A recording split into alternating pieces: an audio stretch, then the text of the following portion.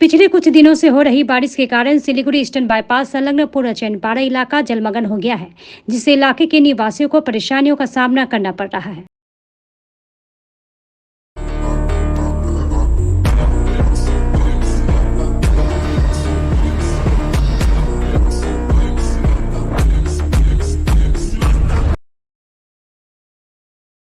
लगातार बारिश के चलते पूर्वचैनपाड़ा इलाके में पानी भर गया है। सड़क पर पानी जमा होने के साथ ही इलाके के कई घरों में पानी घुस गया है। निवासियों ने आरोप लगाते हुए कहा कि जब भारी बारिश होती है तो पानी घरों में घुस जाता है। सड़क से पानी निकलने के लिए नालियों की उचित व्यवस्था नहीं होने के चलते सड़क पर पानी जमा हो जाता है। उन्होंने कहा कि इस विषय में स्थानीय पंचायत को जानकारी देने के बावजूद कोई फायदा नहीं हुआ। এই এলাকার সমস্যা বলতে আপনি এখানটায় এই যে জলটা দেখছেন, এই জলটা মানে বৃষ্টি হলে পরে জলটা বিভিন্ন দিক থেকে জল এসে এই রাস্তায় জমা হচ্ছে, আর ড্রেন এখানে ক্লিয়ার করা যাচ্ছে না। পঞ্চায়েত বলছে তার উনি বুঝতেই পাচ্ছেন না কোথা দিয়ে ক্লিয়ার করবেন। বিভিন্ন দিক থেকে বন্ধ করা আছে। এই এলাকায় যে গোডাউনগুলো রয়েছে সেই গোডাউনগুলো বিভিন্ন জায়গায় ময়লাপত্র ফেলে সেগুলো বিভিন্ন জায়গায় বন্ধ করে রেখেছে।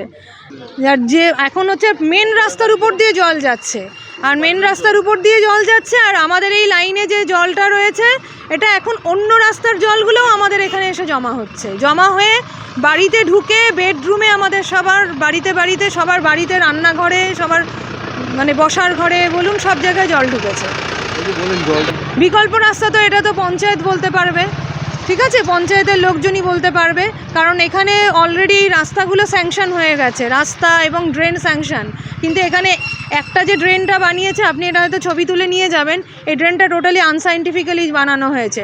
জলটা যেদিকে যাবে সেদিকে না গিয়ে উল্টো দিকে ধাক্কা মারছে, মানে জলের ফ্লোটা যাচ্ছে সবার বাড়ির দিকে। আর তার জন্য ড্রেন যদি ওনারা ক্লিয়ারও করেন তাতে করেও কোনো লাভ হচ্ছে না।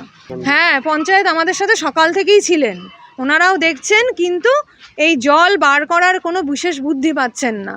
সব দিক থেকে ব্যবস্থা করা হচ্ছে, আর এই ড্রেন তো গিয়ে আমাদের টোটাল একদম ইস্টার্ন বাইপাসের মেন হাই রোডের সাথে মিশেছে। জলটা তো এতদিন আমাদের হাই রোড দিয়ে বেরিয়ে একদম হাই রোডের মেন ড্রেনে গিয়ে পড়বে।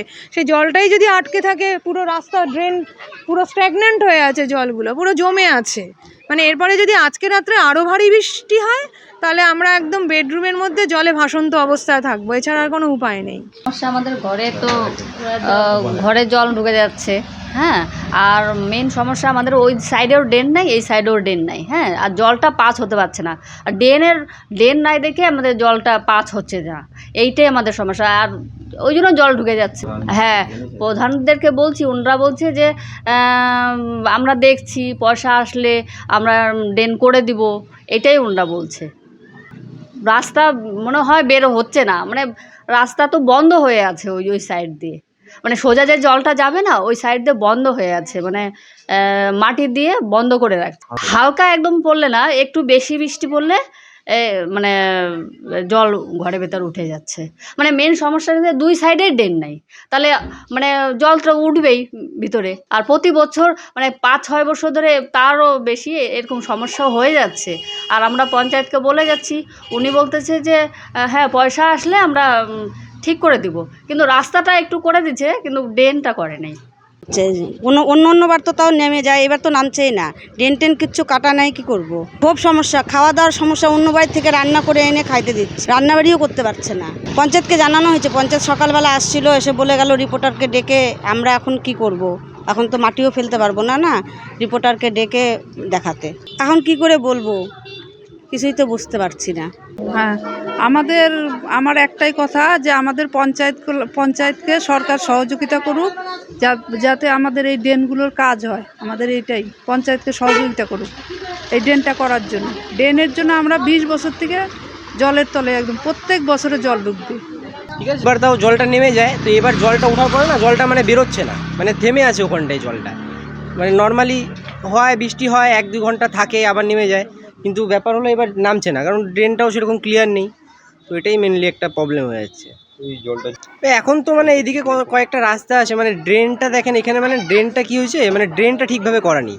মানে রাস্তাটা করা হয়েছে কিন্তু ড্রেনটা একদম ব্লক হয়ে গেছে। তো ড্রেনটা করে দিলে জলটা ঠিকঠাক করে তাও বেরোনোর রাস্তা পেয়ে যাবে, হয়তো বেরিয়ে যাবে ঠিকঠাক করে। ওটাই হলো কথা, যে একটু ড্রেনটা যদি আমাদের একটু করে দেয় বা ঠিকঠাক করে সব কিছু একটু করে দিলে, তাহলে জলটা আর বাড়িতে ঢুকবে না। মানে জলটা ঢোকার জন্য কি হচ্ছে, মানে বাড়িতে ঢুকলে এখন জল, সারাদিন বাড়িতে জল নিয়ে থাকাটাও একটু অসুবিধা হয়ে যায়, এটাই আর কি। এখানে আমি 6-7 বছর আছি, একই পজিশন দেখছি। সামনে ওই জেসিবিতে ভেঙে ভেঙে চলে যাচ্ছে, কিন্তু আসল পজিশনে বাইপাসেতেই জাম, কর্নারেতে গিয়ে কিছু মানে পজিশন হয় না, ক্লিয়ার হয় না। জল ক্লিয়ার হচ্ছে না, জল একটুও যাচ্ছে না, বরঞ্চ ভিতরে বাইরে পালিয়েছে ভিতরে। হালকা নয়, যখনই ঝমঝম বৃষ্টি হয় সামথিং তখনই মানে এরকম কেস হয়। वहीं दूसरी तरफ इलाके का जायजा लेने के लिए आज पंचायत मौके पर पहुंचे। उन्होंने कहा कि दूसरे इलाकों का पानी इस इलाके में घुस रहा है, वहीं इलाके में पानी ना जमे इसके लिए कार्य किए जा रहे हैं।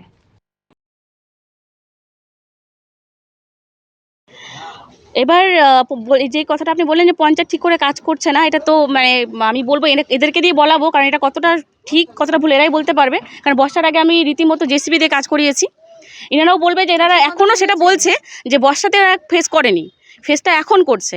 আর আমাদের সবথেকে বড় সমস্যা হলো হাইড্রেনটা, যেহেতু এখন পর্যন্ত হাইড্রেনটা হয়নি, আমাদের হাইড্রেনটা স্যাংশন হয়ে আছে, কিন্তু আমরা আপাতত শুনছি যে আমাদের যে এসডিএ বোর্ডটা আছে বোর্ডটাই বন্ধ আছে। তো যদি বোর্ডটাই বন্ধ থাকে তো আমরা তো কাজটা করতে পারবো না। আর তারপরে বড় সমস্যা হচ্ছে আমার পাটের অতটা সমস্যা নেই, যতটা ওই পাটের জলগুলো পুরো আমার পাটে ঢুকে যাচ্ছে। আমার পাটের জল মোটামুটি ঠিকই আছে, বাট এবার ও পাটের জলগুলো যে ঢুকে যাচ্ছে, এবার ড্রেন তো পুরো ওভার হয়ে যাচ্ছে। এবার ড্রেনের জলটা ওভার হয়ে যাচ্ছে, জলটা আস্তে আস্তে কমবে, একবারও তো যাবে না। আর কি বলবো, আর আমার যতটুকু করা আমি লেবার লাগিয়ে আমি করে দিয়েছি। হ্যাঁ, তার সাথে আমার কথা হয়েছে, এখন উনার কথা হলো উনি বা কী করবে। আর উনি তো লোক পাঠিয়ে দিয়েছে কালভারটা ফুটো করার জন্য, চলে গেছে অবশ্য, লোক গেছে না, আমরা নিয়ে গেছে। হ্যাঁ, ওখানেও কাজ করছে, সবাই কাজ করছে, কাজ হচ্ছে না এটা ভুল কথা, এটা সম্পূর্ণই ভুল কথা।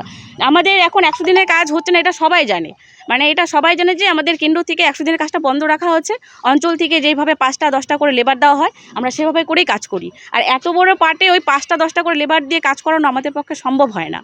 তো এবার একটানাভাবে বৃষ্টি হলে পরে স্বাভাবিকভাবেই সব জায়গায় জলমগ্ন, শুধু আমাদের পূর্ব চয়নপাড়া বলে না, আপনি পশ্চিমবঙ্গে দেখবেন সেখানেও বন্যা হচ্ছে, সিকিম সেখানেও বন্যা হচ্ছে, এমনকি তিস্তাতে বন্যা হচ্ছে, সব জায়গায় জলমগ্ন।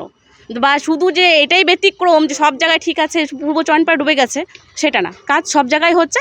বৃষ্টি হচ্ছে, প্রাকৃতিক দুর্যোগ একভাবে হয়ে যাচ্ছে, আবারও হবে, এবার তো কিছু করার নেই। আমার তো মনে হচ্ছে এটা হাইড্রেনটা না হওয়া পর্যন্ত এই সমস্যার সমাধান হবে না, কারণ একমাত্র সমাধান হতে পারে এই হাইড্রেনটা। তাছাড়া আমরা এই জল জমলে আমরা তো এই করতে পারবো, লেবার লাগিয়ে যত দূর করার অতটুকুই করতে পারবো, এর থেকে বেশি কিছু করতে পারবো না। কারণ ড্রেনগুলো যেভাবে করা হয়েছে, ড্রেনের সমান বাড়িগুলো, তো ড্রেনের জল রীতিমতন আপনি দেখতে পারবেন প্রত্যেকটা বাড়িতে জল ঢুকেনি, কিছু বাড়িতে জল ঢুকেছে। এমন যদি হতো যে সব বাড়িতে জল ঢুকেছে, সেটাও না। এবার রাস্তার লেভেলে বাড়িঘর, তো রাস্তার জল তো রীতিমতো বাড়িতেই ঢুকে যাবে না, আপনাদেরকে সেটাও দেখতে হবে যে যখন একটা বাড়িঘর করতে হয় রাস্তা থেকে কত উঁচুতে ঘর করতে হয়, সেটাও সবাইকে দেখা উচিত। এবার যদি আপনার উঠোন আর ঘর যদি সমান থাকে, উঠোনের জল তো আপনার ঘরেই ঢুকবে, এটা বাস্তব। আর সবার ঘরে তো জল ঢুকেনি, কিছু লোকের ঘরে জল ঢুকেছে যাদের বাড়ি নিচু। আমাদের পাটেও, আমাদের ওদিকে অনেক বাড়িতে জল ঢুকেছে, শুধু এখানে না, সব আমি গোটা পাড়া সকাল থেকে ঘুরে দেখেছি, প্রত্যেকটা পাড়া, প্রত্যেকের যেখানে নিচু জায়গা, সেখানে নিচু জায়গাগুলোতে পুরো জলমগ্ন হচ্ছে। জল কমছে, অনেকটা কমছে, সকাল থেকে অনেকটা জল কমেছে, আশা করি আরও কমে যাবে।